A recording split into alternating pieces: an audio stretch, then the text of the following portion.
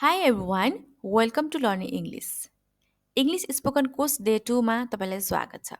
यदि कोही साथीले डे 1 को भिडियो हेर्नुभएको छैन भने डिस्क्रिप्सनमा लिङ्क छ, त्यहाँ गएर हेर्नुहोला। है त आजको भिडियोमा हामीले सिक्नेछौँ जब कुनै वाक्यमा सब्जेक्ट नै भएन भने चाहिँ त्यो वाक्यलाई हामीले कसरी बनाउने, हैन? त्यो पनि एकदमै इम्पोर्टेन्ट छ। तपाईँले यदि सब्जेक्ट छ भने तपाईँ बनाउनुहुन्छ, यदि सब्जेक्ट नै छैन भने त कसरी बनाउने, हैन? त्यो आजको भिडियोमा हामीले सिक्नेछौँ। त्यो नियमहरू सिक्नेछौँ। ओके? र अङ्ग्रेजीमा दिन र टाइमलाई चाहिँ कसरी भन्ने त? त्यो पनि सिक्नेछौँ। तपाईँ भिडियोलाई अन्तिमसम्म हेर्नुहोला, एकदमै महत्त्वपूर्ण छ। किनकि तपाईँ यदि अङ्ग्रेजी सिक्न चाहनुहुन्छ भने तपाईँले यी कुराहरू जान्नु एकदमै आवश्यक छ। ओके? आउनुहोस् भिडियोलाई सुरु गरौँ, है त? कुनै पनि वाक्य होइन तपाईँ सबैलाई थाहा भएको कुरो हो।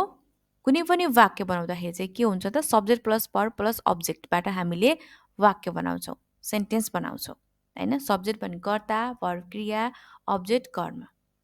तपाईँले एसबिओ सब्जेक्ट वर्ब अब्जेक्टबाट नै के त वाक्य बनाउनुहुन्छ। हरेक दिन बोल्ने वाक्य बनाउँछौँ हामीले होइन। सब्जेक्ट जसले काम गर्छ, क्रिया जस के भइरहेको छ त्यो देखाउँछ, कर्म जसमा प्रभाव परिरहेको हुन्छ। ओके, इक्जाम्पल हेरौँ। उसले मलाई भन्यो, ही टोल्ड मी। उसले मलाई भन्यो, ही टोल्ड मी। यसमा तपाईँले सब्जेक्ट ही, वर्ब टोल्ड, टेलको सेकेन्ड फर्म टोल्ड, अब्जेक्ट के हो त me, he told me. Okay, हामी जिम जान्छौँ, we go to gym. Subject we, verb go, to gym, object. Okay, यो के हो त सब्जेक्ट प्लस वर्ब प्लस अब्जेक्टबाट चाहिँ हामीले चाहिँ वाक्य बनायौँ होइन।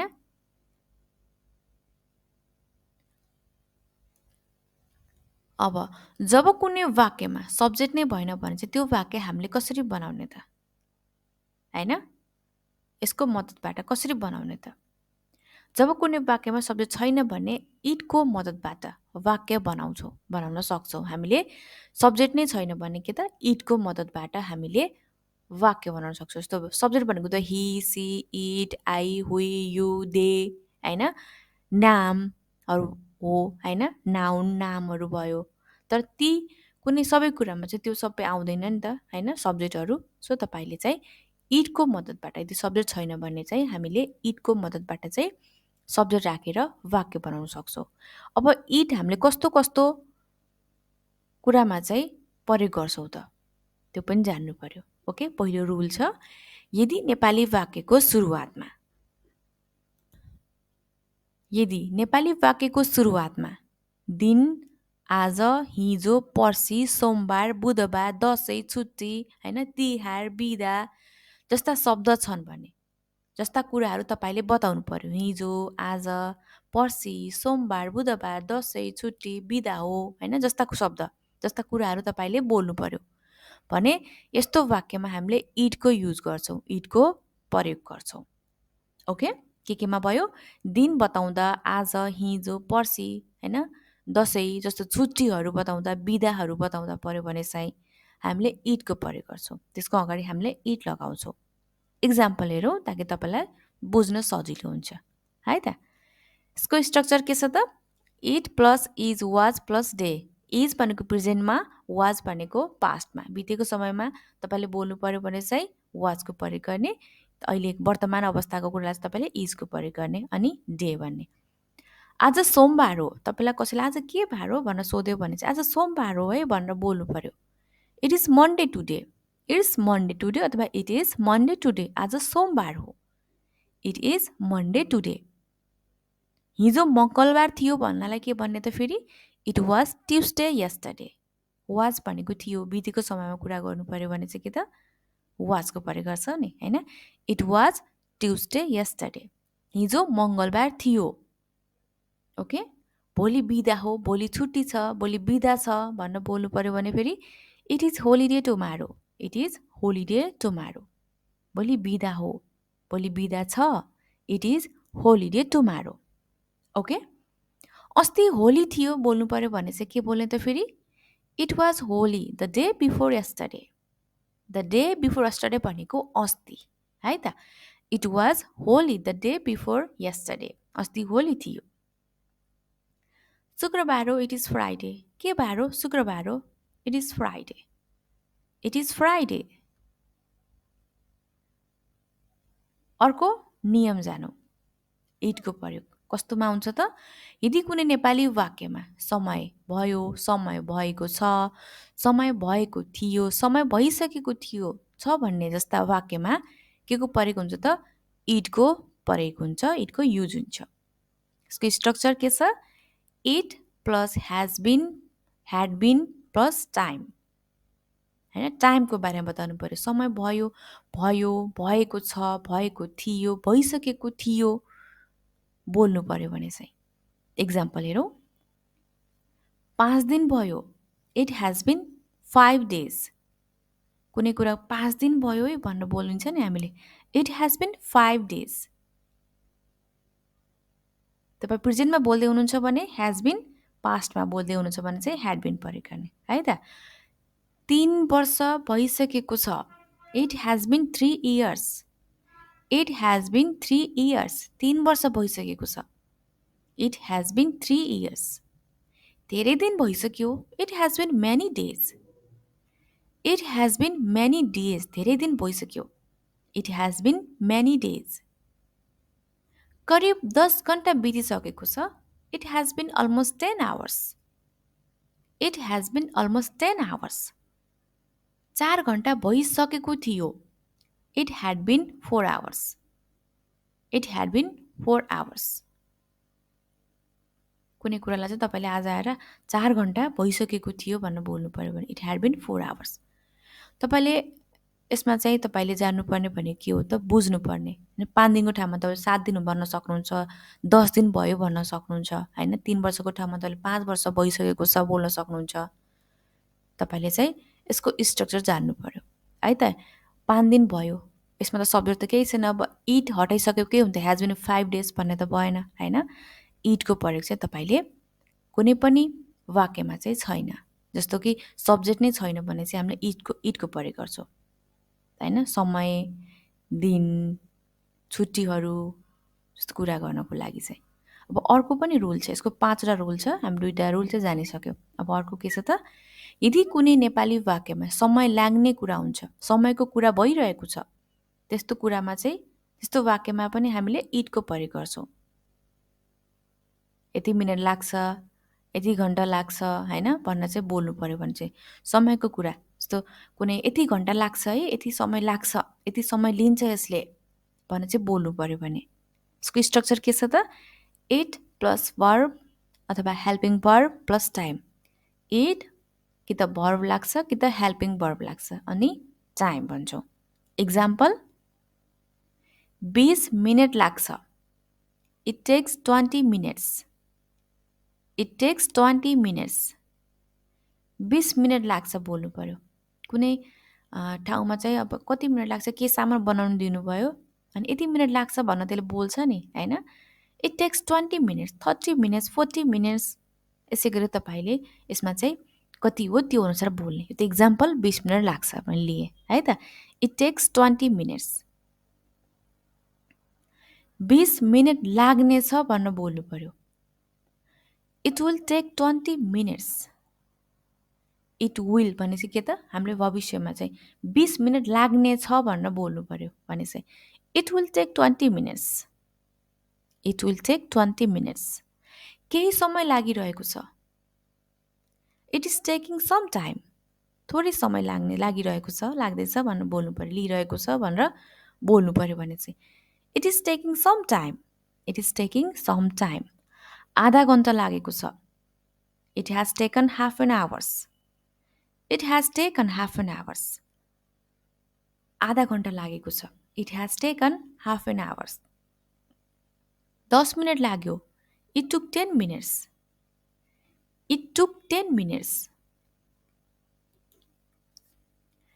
It took 10 minutes। ओके, अर्को रुल छ, अर्को पनि इक्जाम्पल छ। 1 घन्टाभन्दा बढी समय लागिरहेको थियो भनेर बोल्नु पर्यो। It was taking more than 1 hour। कुनै कुराको लागि चाहिँ 1 घन्टाभन्दा बढी समय लागिरहेको थियो भनेर बोल्नु पर्यो भने चाहिँ it was taking more than 1 hour. आधा घन्टा भइसकेको थियो. It had taken already half an hour. It had taken already half an hour. 2 घन्टा लाग्नुपर्छ. It should take 2 hours. It should take 2 hours. कमसे कम 2 घन्टा लाग्नै पर्छ. It must take at least 2 hours. It must take at least 2 hours.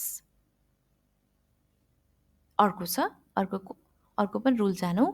यदि कुनै नेपाली वाक्यमा पानी पर्ने, बरफ झर्ने जस्ता नेचुरल घटना हुन्छ, नेचुरल घटना हुँदाखेरि पनि हामीले त्यस्तो वाक्य बनाउँदा पनि हामीले इटको प्रयोग गरेर बनाउँछौँ. के त? नेचुरल घटना. होइन, पानी पर्ने, आज पानी पर्छ, आज बरफ झर्छ, होइन, पानी पर्नेछ, हिजो पानी पर्यो जस्ता कुरा गर्दाखेरि चाहिँ हामीले के त नेचुरल घटनाहरू बताउँदाखेरि चाहिँ पनि हामीले त्यस्तो वाक्यमा चाहिँ सब्जेक्ट के लगाउँछौँ त? इटको प्रयोग गर्छौँ. यसको स्ट्रक्चर हेरौँ. इट प्लस भर्ब अथवा हेल्पिङ भर्ब अनि नेचुरल इभेन्ट. पानी पर्छ, पानी परिरहेको छ, बरफ झरेको छ, हिमपात हुनसक्छ, होइन, यस्ता कुराहरू चाहिँ असिना पर्न सक्छ, यस्ता कुराहरू. होइन, it plus verb, helping verb plus natural event. Okay, example हेरौँ. पानी परिरहेको छ. It is raining. It is raining. पानी परिरहेको छ. It is raining. बाहिर झमझम पानी परिरहेको छ भने चाहिँ इट इज रेनिङ भन्न चाहिँ हामी बोल्न सक्छौँ. ओके, पानी पर्नेछ. It will rain. पानी परेको छैन तर पानी गडाङ गुडुङ आकाश गरेको छ भने चाहिँ पानी पर्नेछ भनेर बोल्छौँ नि. It will rain. पानी पर्नेछ, आज पानी पर्नेछ बोल्नु पर्यो. It will rain today. होइन, पानी पर्नेछ. It will rain. हिमपात हुन सक्छ बोल्नु पर्यो. स्योर हुन्न तर हुन सक्छ भने भन्नु पर्यो भने चाहिँ पोसिबिलिटीको लागि चाहिँ इट मे स्नोफल. हिमपात हुन सक्छ, हिउँ पर्न सक्छ. It may snowfall. के पानी परिरहेको थियो? Was it raining? Was it raining? के पानी परिरहेको थियो? सोध्नु पर्यो तपाईँले. होइन, पानी परेछ तपाईँले देख्नुभयो अनि तपाईँ आउँदा चाहिँ पानी परेको थिएन, तर चाहिँ सोधिन्छ नि कि पानी परिरहेको थियो भन्न चाहिँ सोध्नु पर्यो भने चाहिँ क्या. होइन, was it raining? Was it raining? यहाँ दिनहुँ पानी पर्छ. It rains daily here. It rains daily here. यहाँ दिनहुँ पानी पर्छ. It rains daily here. Okay, अब अर्को छ. पानी परेको छ. It has rained. It has rained. पानी परेको छ. It has rained. भर्खर भर्खर पानी पर्यो. It just rained. It just rained. आज पानी पर्नुपर्छ. It should rain today. It should rain today. पानी पर्नुपर्छ. It should rain today. के पानी परिरहेको थियो? Was it raining? हिजो रातिदेखि पानी परिरहेको थियो. It was raining since last night. रातिदेखि पानी पर्यो भने बिहान उठेर भनिन्छ नि हिजो रातिदेखि पानी परिरहेको थियो भनेर. होइन, it was raining since last night. It was raining since last night. Okay, अर्को कस्तो अवस्थामा हुन्छ त? वाक्यमा समय बताउनको लागि चाहिँ हामीले इटको प्रयोग गर्छौँ. समय बताउनको लागि 2 बजेको छ, 4 बजेको छ, 3 बजेको थियो, होइन, भनेर चाहिँ बोल्नु पर्यो भने चाहिँ इटको प्रयोग हुन्छ समय बताउनको लागि पनि. यो नम्बर 5 नम्बर है त. It plus is was plus time. Is भनेको प्रेजेन्टमा, तपाईँले बितेको समयमा थियो भनेर चाहिँ बोल्नु पर्यो भने चाहिँ वाज. पास्टमा बोल्नु पर्यो भने चाहिँ वाजको प्रयोग गर्ने अनि टाइम प्रयोग गर्ने. Okay, example. 2 बजेको छ. It is 2 o'clock.